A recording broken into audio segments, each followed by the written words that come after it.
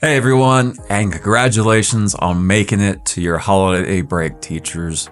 You deserve it. I hope this is a fantastic time for you to rest and enjoy yourselves. And today we're going to be diving into something that I've seen pop up a lot lately, especially this time of year, and that is the guilt of leaving education. Many teachers are wanting to leave right now.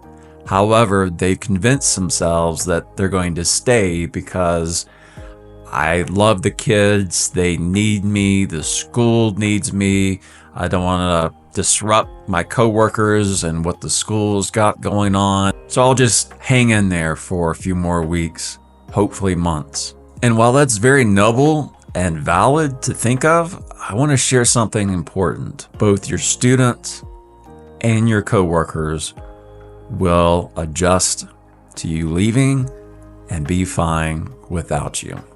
They're going to be okay. And that's not a slap in the face to say you're not important, because you are.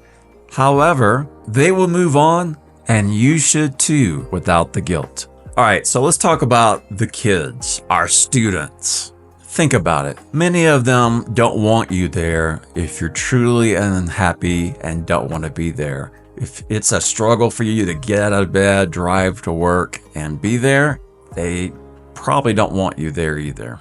Often we as teachers have this martyr complex to justify all the craziness and insanity that we go through, and we think of ourselves as being irreplaceable. I mean, look what happens when you're gone just for a day, right?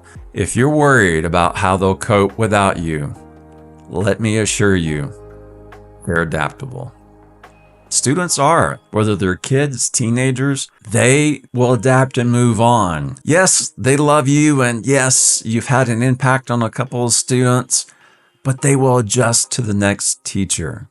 If you come back and visit months later, say the last week of school, they will likely be happy to see you, but it's different. They will see you differently. Why? Because they've moved on. And that's a good thing. I've seen this so many times in my own teaching career. Think back to your own school days. Do you remember every single teacher? I know I don't. And the ones that I do, they're a very faint, distant memory, and I don't really think about them all that much. I'm grateful, I'm thankful, I appreciate their hard work and the good experience that they gave me, most of them, but it's a distant memory. So whether you leave in the middle of the year, the end of the year, eventually those students will see you as a distant memory. That doesn't make your time with them any less meaningful. It's just the reality of life. I know if I went back to previous schools that I put a lot of blood, sweat, and effort into for several years, they wouldn't even let me through the door now. Why? Because they don't know who I am. There's no statue to point to, unfortunately. Let's talk about those close relationships with your coworkers. I have worked with some fantastic people in my teaching career, and it's natural to feel attached to people you've shared so much life with. The ups, the downs, the inside jokes, good memories. Those bonds are real. Again, I've seen it through my own experience.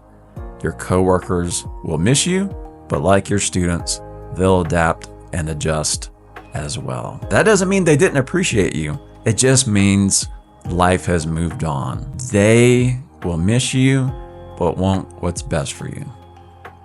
If that means leaving, they'll adapt. The guilt you're feeling doesn't serve you.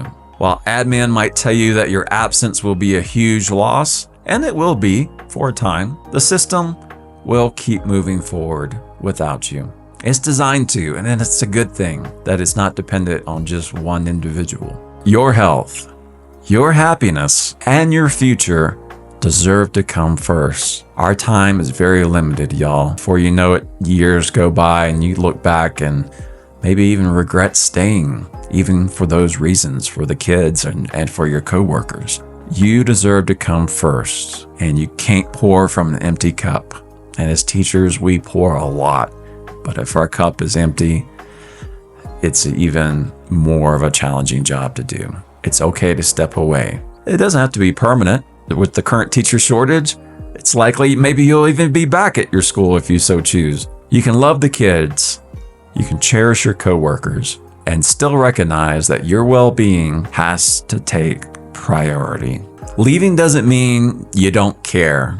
And maybe some of y'all don't because you've had a really bad experience. Either way though, if you leave, you're choosing to care for yourself, to put you first so you can thrive in other areas of your life. And those who do leave, so many of those teachers said they made the right call in doing so. Whether it was jumping to another school, going to another career, or just taking a sabbatical and some time off, you deserve to be in a place, mentally and physically, where you're fulfilled. So, to anyone on the fence about leaving education, even if you're not able to give a whole lot of notice, it's okay to put yourself first. Even if you died over the Christmas break, your kids would keep learning, your coworkers would keep collaborating, and the sun will still rise tomorrow. So put yourself first, not your students, not your school. Put yourself first. I think you'll be glad that you did. Life will go on for them, and it should go on for you in a good way. Don't just exist. Until next time, take care of yourself and enjoy your break.